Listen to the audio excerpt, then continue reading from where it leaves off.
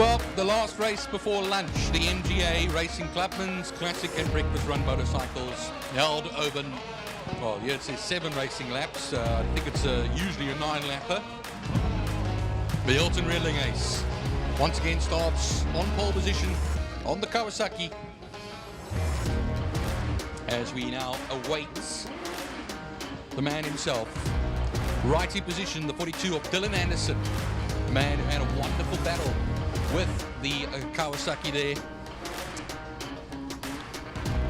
Wessel Kruger, Jamie Hall, also in the thick of things in race 1. Now, I do speak under correction, but I do not see the Redling Ace Quacker pulling into pole position. I don't see him coming down the straight. I see Sharif Reynolds in the Ducati 900, on the Ducati 900. Byron, if you look on the inside of pit lane, there he is. Just inside the pits by the wooden stands. Is he making his way onto pit lane, or is he... I think he might have issues with that machine. There's a few hands in the air here, and what is going on? And Redling Ace might be out of this race even before it's begun. Well, Byron, we watch as now this would be Dylan Anderson as the supposed pole sitter. Well, visual pole sitter, as we see. We see John Green on the paddle. The paddle goes off. We wait. And the lights are off. And they're away. Dylan on one wheel. Dylan leaves the line on his rear wheel, trying to get as much grip as possible. Ooh. But who's that? That's Wessel Kruger. That's coming Wessel around Kruger. the outside. I think he's going to want to throw that monster of a bike, that 711, up right behind. But Dylan Anderson knows what he's doing, that youngster.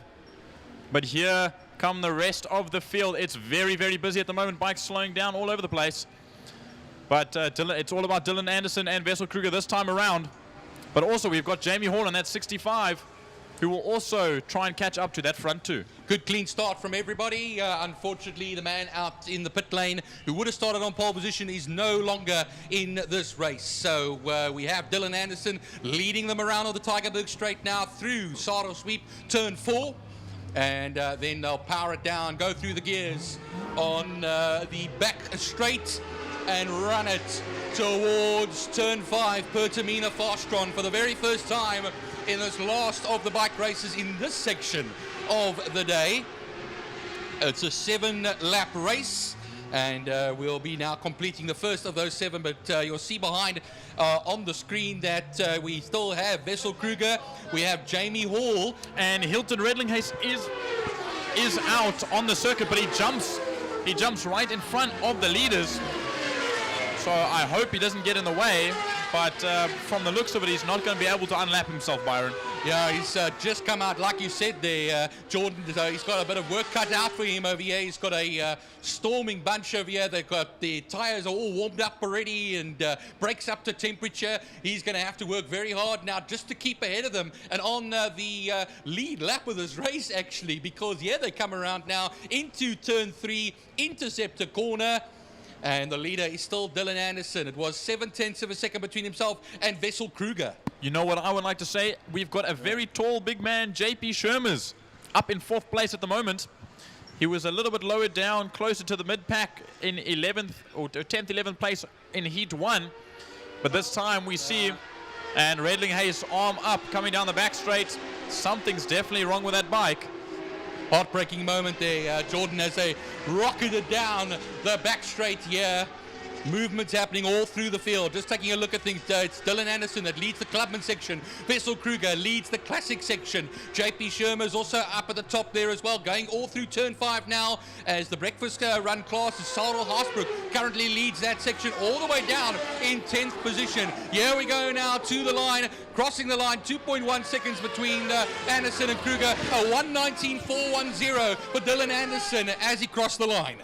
There are just way too many bikes to count at the moment as they fly past the commentary box. And most of the field makes their way through turn 1, and Dylan Anderson will go through Castro Corner. That's almost 3 seconds adrift is Wessel Kruger and Jamie Hall. But look at that, Jamie Hall in that 65. He's right on the rear end of Vessel Kruger. I think that Suzuki S-Rad of his, look at him, coming now towards Sarl Sweep. He's right on the tail of Vessel Kruger, and I think he wants to show who's the better of the bigger bikes as they make their way around the second apex and down the back straight. Look at that. He's right in the slipstream. He'll tuck as far as he can, and I'm sure he's going to make a dive up on the inside, Byron. Well, he does now go. And will he complete the move? Yes, he does. So that means that Jamie Hall, the man who won, of course, in another class as well, doing double duty today, is going to be in second position. But for how long he gets the slipstream back does Vessel Kruger. And Vessel Kruger will make sure he just enjoyed that second place for a short time period. But coming back again, that's Jamie Hall on the inside. The inside line was just a bit more superior in this case. And Jamie was able to stick to that line and hold it out. And he'll stick in that second place for now. But a 19.287 for Dylan Anderson on that previous lap. He's just getting faster and faster. And you know, this is only the second time he's ridden this bike. One other time was a race up in PE a couple of weekends ago, more than a month ago. And he raced his old 600 last weekend in PE. Did incredibly well.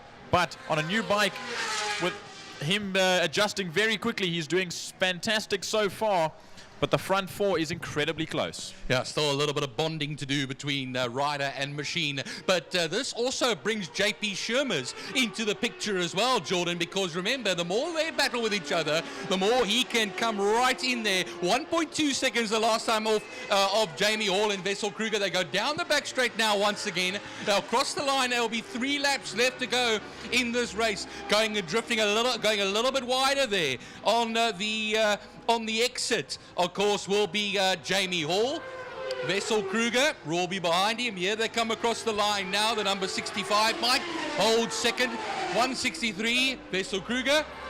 That is the battle between Willem Lowe and Rob de Vos as they make their way into turn 1. Rob de Vos on that 36 bike. He dives up on the inside, and he'll make that stick on the 86 of Willem Lowe.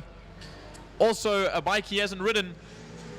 Rob de Vos is adjusting very quickly to that bike, with the rest of the field crossing the line now. Coming through Castrol Corner, they make their way. And Dylan Anderson through Interceptor now. 3 laps to go already. It feels like time's flown by. But we watch coming through Sarl Sweep, touching his knee down on both those apex humps and onto the back straight. I'm sure he'll get back. No rear wheel for him this time. He wants to keep those 2 tires on the ground. But the fight for second place is where it's heating up, Byron. I'm just looking a little bit further back there as they went through turn 4 and onto the back straight. Jordan, Rob de Vos, Sarel Haasbroek. He's been a revelation today, Sarel Haasbroek. He's been doing a mighty job and actually matching the leaders on times as well. So, I don't know, Sarel Haasbroek, just want to see, of course, he's in the Breakfast Run Club, and of course, that's the Yamaha that he's currently on. Another 1:19.192 for Dylan Anderson. He's just getting faster and faster. I'm sure he's going to want to break into that 18-second gap. But if you look at that, JP Shermer's also a 1:20.000. Rob de Vos beating Willem Lowe across the line, but they continue. Wayne Gres followed by Willem Binnendal, Sharif Reynolds, Chad Thompson, John Kosterman all coming across the line. Alex Flay a little bit further behind, but he is fighting there with Ruan Smuts as the leader makes his way through 3 and on the back end of the circuit. Now halfway through this lap with 2 laps to go. All right, so only a lap and a bit to go. The main straight at the back main, and the straight to go. So that's Hall coming through, Kruger coming through, JP Shermers, look at behind them, Rob de Vos, Willem Lowe, then Sarel Haasbroek. That's the top 5, top 6 of them all together. And now towards the right-hander at Pertamina Fastron, they will then run. Now it is going to be 1 more lap left to go there, Jordan. Here comes Dylan to the line to start his final lap. A 1:19.295 this time around, a little bit slower than the previous lap. Jamie Hall crossing. Vessel Kruger's dropped off a little bit, but JP Shermers is right on the rear end. This might be a manageable podium for JP if you can get past Wessel on this last lap. Rob de Vos is still fighting with Salo Hasbroek, and Willem Loos dropped now a position to Salo Hasbroek. Wayne Gress and Willem Binnendal, as well as Chad Thompson and Sharif Reynolds, are all fighting in a 4-5 way battle, as you can see coming out of turn 1. But we'll move back to the leader coming through turn 4. Leading into 4, here we go. And then coming on to the back main for the final time today for our leader, Dylan Anderson. Unfortunately, didn't have much to play with there as they run down the straight here towards turn 5, Pertamina Farshawn, the MGA Racing Clubman Classic and Breakfast Run motorcycles, as it'll be Dylan Anderson that will run it to the line now, out of turn 5. Doesn't have to look behind him, and then he'll take the victory here. And it will be a considerable amount of time. Last lap, fastest lap, a 1:18.894 for him. And celebration from the side there for Jamie Hall. Jamie Hall will just come up ahead. Wessel Kruger, JP Shermers just made it ahead of Kruger. Brilliant stuff by JP on that last lap. I knew he had it in him. I mean, he's a very sweet guy, that guy we watch now coming to the line.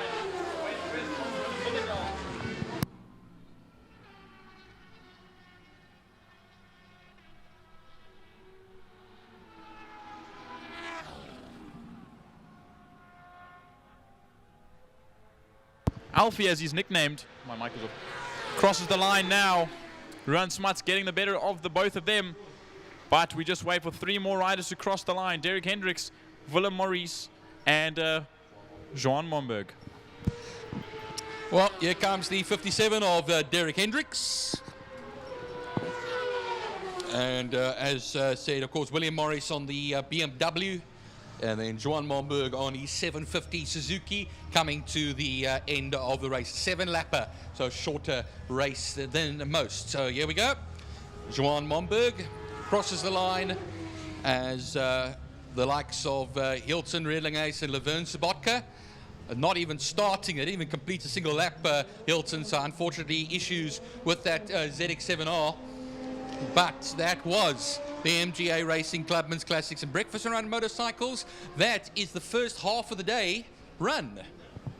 And we will be moving on after lunch to our second half of the program. Another separate event, you could basically say, because we have 20 races in all today. Yeah, brilliant stuff. I'd like to say to Dylan Anderson, a wonderful race that. And JP Shermers as well. I mean, he was struggling a little bit last year and the beginning of this year, and JP Shermers, a very big guy with a lovable smile and an even bigger heart. But you can see what he puts down on the track, and a 3rd place for him today. I'm sure he's going to be super happy about that. But everyone enjoy lunch, and we'll see you back in about an hour and a half.